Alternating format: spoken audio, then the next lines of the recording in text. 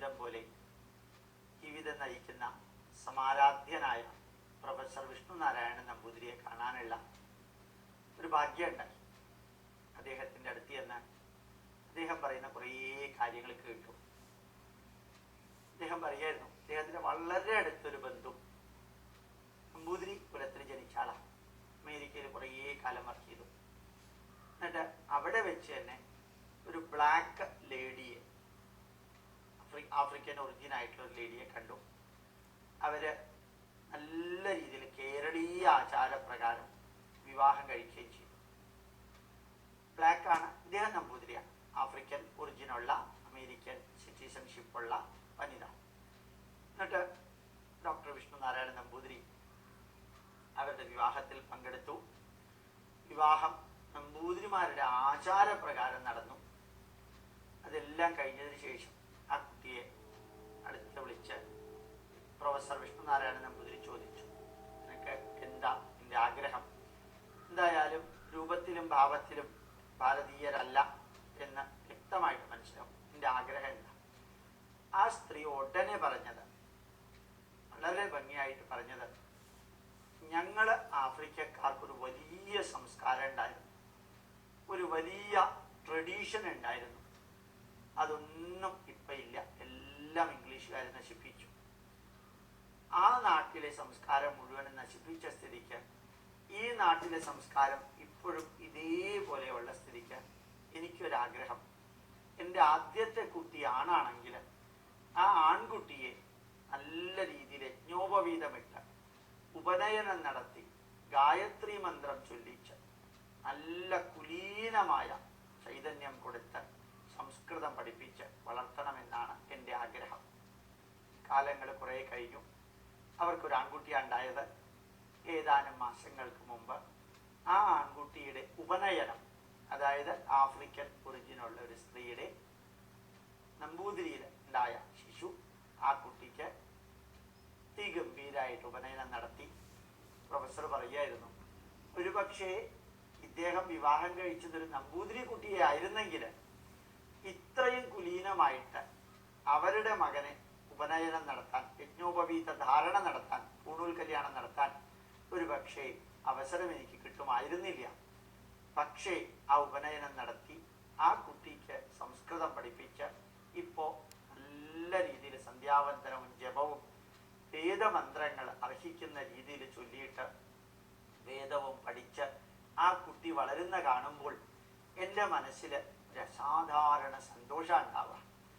ഏത് മതത്തിൽപ്പെട്ടവരാവട്ടെ, ഏത് ജാതിയിൽപ്പെട്ടവരാവട്ടെ, ഏത് രാജ്യത്തിൽപ്പെട്ടവരാവട്ടെ, കുലീനമായ കർമ്മ ധർമ്മ മൂല്യങ്ങൾ, കുലീനമായ കർമ്മമൂല്യങ്ങളും ധർമ്മമൂല്യങ്ങളും കൊടുക്കാനുള്ള ഒരു തുറന്ന മനസ്സുണ്ടെങ്കിൽ ഒരു സംശയവുമില്ല, എല്ലാവരെയും ഒരേ രീതിയിൽ എലിവേറ്റ് ചെയ്യാൻ സാധിക്കും, ഒരേ രീതിയിൽ വളർത്താൻ സാധിക്കും.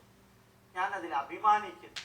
വളരെ ഭംഗിയായിട്ട് അദ്ദേഹം പറഞ്ഞപ്പോൾ എനിക്ക് മനസ്സിൽ തോന്നിയത്, പണ്ട് ശ്രീവല്ലഭ ക്ഷേത്രത്തിൽ നിന്ന് സമുദ്രം കടന്നുപോയി എന്ന കാരണത്താൽ അദ്ദേഹത്തിന് ഒരു പ്രത്യേക അവഹേളനം നേരിടേണ്ടി വന്ന ആ തിരുമേനി തന്നെ, ആ പ്രൊഫസർ വിഷ്ണുനാരായണൻ നമ്പൂതിരി തന്നെ തൻ്റെ കൈകൊണ്ട് വേദം പഠിച്ച തന്ത്രിമുഖ്യൻ്റെ കൈകൊണ്ട് ഇംഗ്ലീഷ് പ്രൊഫസറായി യൂണിവേഴ്സിറ്റി കോളേജിൽ വർക്ക് ചെയ്ത ആ മഹാത്മാവിൻ്റെ കൈകൊണ്ട് തന്നെ ഇങ്ങനെ ഒരു വലിയ കർമ്മം നടത്തിയെന്ന് മാത്രമല്ല, അതിൽ അഭിമാനിക്കുന്നു എന്ന് മാത്രമല്ല, അതേപോലെ മറ്റുള്ളവരായിരുന്നെങ്കിൽ എന്ന് ഞാൻ ആഗ്രഹിക്കുകയാണ് എന്ന് പറയുന്നത് കേട്ടപ്പോൾ എനിക്കുണ്ടായ സന്തോഷം വിവരിക്കാൻ സാധ്യമല്ല. ശരിക്കു പറഞ്ഞാൽ ശ്രീനാരായണ ഗുരുദേവൻ പറഞ്ഞ പോലെ ആരെയും അടിച്ച് പുറത്താക്കല്ല വേണ്ട, എല്ലാവരെയും അടിച്ചകത്താക്കണം, എല്ലാവരെയും അകത്താക്കാം. ഇത് ലോക ജനതയുടെ മുമ്പിൽ ഭാരതത്തിന് സമർപ്പിക്കാവുന്ന, സ്വർണ്ണ താമ്പാളത്തിൽ സമർപ്പിക്കാവുന്ന ഒരാശയമാണ്. ഏത് ഇംഗ്ലീഷുകാരനാവട്ടെ, ഏത് ജർമ്മൻകാരനോ ഫ്രഞ്ചുകാരനോ സ്പെയിൻകാരനോ ആരുമാവട്ടെ, സനാതന ധർമ്മത്തിലേക്ക് വരാൻ തയ്യാറുള്ളവരെ രണ്ട് കൈയും നീട്ടി ധാർമ്മിക മൂല്യങ്ങൾ കൊടുത്തുകൊണ്ട് വരുത്തണം. അത് സനാതന ധർമ്മം വിട്ടുപോയ ആള് ആരുമാവട്ടെ, പള്ളിയിൽ അച്ഛനോ മൗലവിയോ ആരുമാവട്ടെ, ഇങ്ങോട്ട് വരാൻ തയ്യാറാണെങ്കിൽ അവരുടെ മൂല്യങ്ങളൊന്നും കളയേണ്ട ആവശ്യമില്ല. അതും കൂട്ടത്തിൽ ഇരുന്നോട്ടെ. എല്ലാം ഉൾക്കൊള്ളാൻ കഴിവുള്ള ഒരു മാതൃധർമ്മമാണ് സനാതന ധർമ്മം. അതിനകത്തേക്ക് എല്ലാവരെയും തിരിച്ചു കൊണ്ടുവരാൻ നല്ല ഗ്ലോറിയസ് ആയിട്ട്, ലോജിക്കൽ, റാഷണൽ ആൻഡ് സയന്റിഫിക് ആയിട്ട് നമുക്ക് ആ ഒരു കർമ്മബന്ധാവിലേക്ക് എത്താൻ സാധിക്കും. അടുത്ത കാലത്ത് അമേരിക്കയിലെ ഒരു വലിയ വാർത്ത വീഡിയോ ഇതിൽ കാണേണ്ടായി. അയോവ സ്റ്റേറ്റിൽ 2400ഓളം വേദപണ്ഡിതന്മാർ ഇങ്ങനെ മാർച്ച് ചെയ്ത് പോവാ. തിരുപ്പതിയിൽ നിന്ന് വന്ന വേദപണ്ഡിതന്മാർ രണ്ട് സൈഡിലും അമേരിക്കക്കാർ നിൽക്കുക. അവരിങ്ങനെ പോയിട്ട് അവരെ സ്വീകരിക്കുക. അയോവ സ്റ്റേറ്റിലെ ഏറ്റവും വലിയ പ്രൊസഷൻ ടിവിയിലൊക്കെ കാണിക്കേണ്ടായി. എല്ലാ വേദപണ്ഡിതന്മാരെ അമേരിക്കക്കാര് സ്വീകരിക്കുന്നതായിട്ട്. അവരിൽ ധാരാളം പേര് വേദം പഠിക്കുന്നു എന്ന് അറിഞ്ഞത് പിന്നീട് അറിഞ്ഞത്. അയോവ സ്റ്റേറ്റിൽ ഫെയർഫീൽഡിൽ അവർ പഠിക്കുന്നുണ്ട്. അപ്പൊ ഞാൻ പറയാൻ ആഗ്രഹിച്ചത്, ഭാരതീയ സംസ്കൃതി ഉൾക്കൊള്ളാൻ ആഗ്രഹിക്കുന്നവർക്കെല്ലാം ഇത് വാരി വെതറാൻ സാധിക്കണം. നമ്മൾ തുറന്നൊരു മനസ്സോടുകൂടി നമ്മളുടെ മുമ്പിൽ ആരാധ്യനായ യൂസഫ് അലി കേച്ചേരിയും ആരാധ്യനായ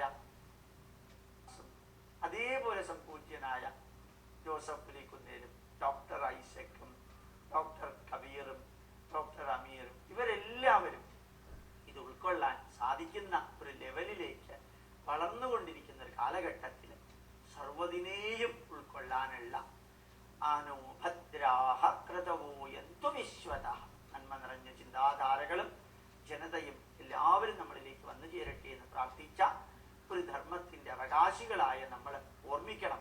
എല്ലാ ശനിയാഴ്ച ദിവസങ്ങളിലും നിങ്ങൾക്ക് തരുന്ന സന്ദേശം പരമപവിത്രമായ ഭാരതത്തിന്റെ ചിന്താധാരകള് ലോകത്തിനെ എങ്ങനെ സ്വാധീനിക്കുന്നു, അകത്തും പുറത്തുമുള്ളവരെ എങ്ങനെ സ്വാധീനിക്കുന്നു എന്ന വിഷയത്തിലൂടെ അറിയിക്കാൻ ആഗ്രഹിക്കുന്നു. ഇത്രയും അറിഞ്ഞത് ജീവിതത്തിൽ പ്രാവർത്തികമാക്കാൻ ഈശ്വരാനുഗ്രഹം ഉണ്ടാകട്ടെ എന്ന് പ്രാർത്ഥിച്ചുകൊണ്ട് എൻ്റെ വാക്കുകൾ അവസാനിപ്പിക്കുന്നു. പ്രണാമം, നമസ്കാരം.